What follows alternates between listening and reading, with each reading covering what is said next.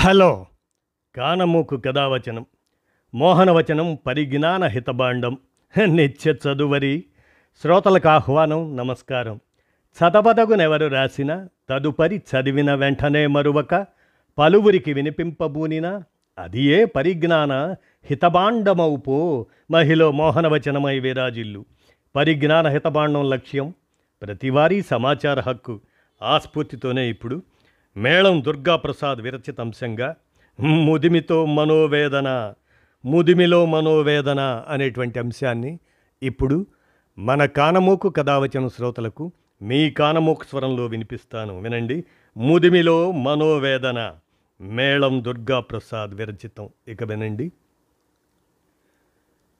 తల్లిదండ్రులకు మంచి చేసుకొని వారిని బ్యాంకు లోన్ తీసుకోమని సంతకం తీసుకొని ఏకంగా ఆస్తినే తన పేరిట బదిలీ చేసుకోవటం, ఉన్న ఇంటిని రాయించుకొని అమ్మా నాన్నల్ని బయటికి నెట్టివేయడం, ఇద్దరు కొడుకుల్లో ఒకరు తల్లిదండ్రుల ఆస్తి రాయించుకుంటే మరో కుమారుడు వారితో ట్రిబ్యునల్లో ఆస్తి తిరిగి ఇప్పించాలంటూ ఫిర్యాదు చేయటం, తల్లిదండ్రుల దగ్గరే కొన్నట్లుగా సేల్డీడ్ రాయించుకోవటం, ఇలాంటి ఉదంతాలు ఎన్నో.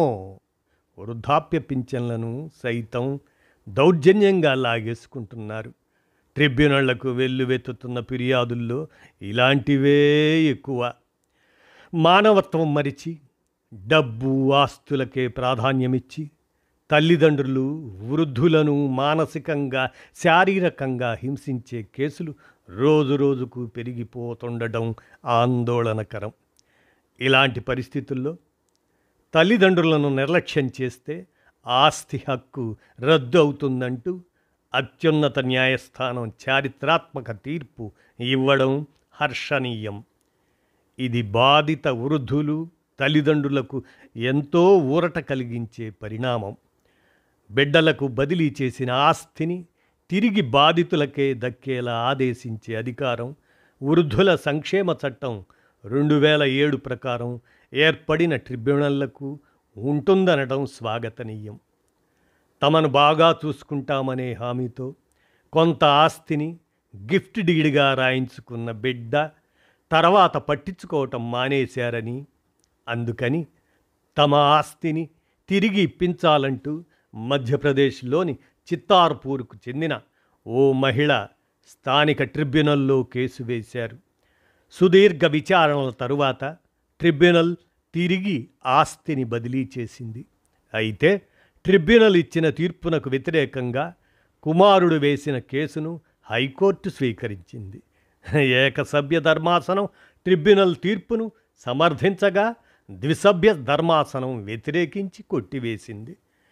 దీంతో బాధిత మహిళ సుప్రీంకోర్టును ఆశ్రయించగా ఆమెకు అనుకూలమైన తీర్పు వచ్చింది. ఈ మొత్తం పరిణామాలను పరిశీలిస్తే వృద్ధుల సంక్షేమ ట్రిబ్యునల్ ఆశయం, ఉద్దేశం దెబ్బతింటున్నట్లు కనిపిస్తుంది. ఎందుకంటే మానసికంగా శారీరకంగా బలహీనపడిన వృద్ధాప్యంలో కోర్టుల చుట్టూ తిరగడానికి ఖర్చు పెట్టుకోవడానికి శక్తి ఉండదు. ఉచితంగా సకాలంలో సత్వర విచారణ, తీర్పు అమలు ప్రాతిపదికన ట్రిబ్యునళ్లు ఏర్పాటయ్యాయి. బాధిత తల్లిదండ్రులకు న్యాయవాది అవసరం కూడా లేకుండా వాద ప్రతివాదనలు విని నిజానిజాలు విచారించి ఉత్తర్వులు ఇచ్చేందుకు ఏర్పాటు చేసిన ట్రిబ్యునళ్లు అవి. వాటిలో సుప్రీంకోర్టు పేర్కొన్న నిబంధనల మేరకు వృద్ధులకు ఆస్తి బదిలీలు జరుగుతున్నాయి. అయితే మధ్యప్రదేశ్లో ట్రిబ్యునల్ ఇచ్చిన తీర్పుపై హైకోర్టులో పరస్పర విరుద్ధమైన తీర్పులు వెలువడగా సుప్రీంకోర్టులో బాధితురాలికి అనుకూలంగా తీర్పు వచ్చింది.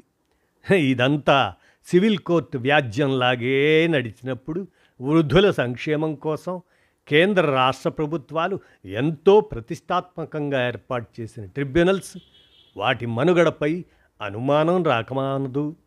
ఒకవైపు వృద్ధులకు ఆస్తుల బదలాయింపు, ఇతర రక్షణ, పోషణ, వాటి కోసం కొంతమేర బిడ్డల చేత ఇప్పించే విషయంలో ట్రిబ్యునల్స్కు అధికారం ఉందని చెబుతూ మరోవైపు ట్రిబ్యునళ్ల తీర్పులకు వ్యతిరేకంగా వస్తున్న వ్యాజ్యాలను స్వీకరిస్తుండటం గమనార్హం.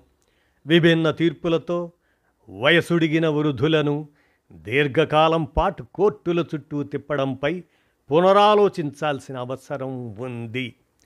బిడ్డలకు రాసిచ్చిన ఆస్తులు తిరిగి బాధిత వృద్ధులకు బేషరతుగా బదిలీ కావాలి.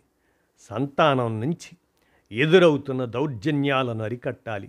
అందుకు కఠిన శిక్షలు వేసే అధికారాలు ట్రిబ్యునల్స్ తీర్పుల సత్వర అమలుకు పోలీసు వ్యవస్థ సహకారంపై సందిగ్ధాన్ని తొలగించాలి.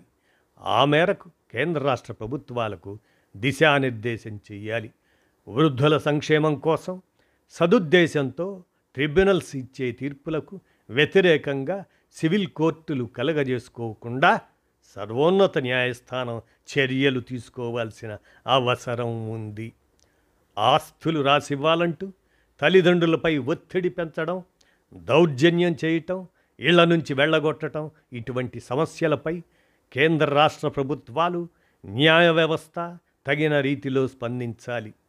తల్లిదండ్రుల రక్షణ, పోషణ, ఆస్తుల బదిలీ విషయంలో వృద్ధుల సంక్షేమ నియమావళిలో మార్పులు చేర్పులు చేయాలి.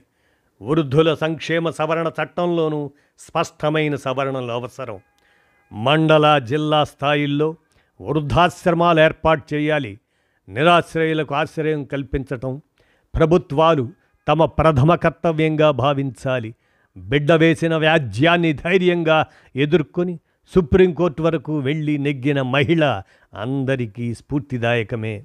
అయితే ఎంతమంది బాధిత వృద్ధులు తమ బిడ్డలు కోర్టుల్లో వేసే వ్యాజ్యాలను ఎదుర్కొంటూ అత్యున్నత న్యాయస్థానం దాకా వెళ్ళి న్యాయం పొందగలరు అంటూ ముదిమిలో మనోవేదనను అర్థం చేసుకోమని మేళం దుర్గాప్రసాద్ గారు, వీరు వయోవృద్ధుల సంక్షేమ అప్పిలేట్ ట్రిబ్యునల్ కమిటీ సభ్యులుగా అందజేసిన ఈ అంశాన్ని మన కానమోకు కథావచనం శ్రోతలకు మీ కానమోకు స్వరంలో వినిపించాను. విన్నారుగా, ధన్యవాదాలు.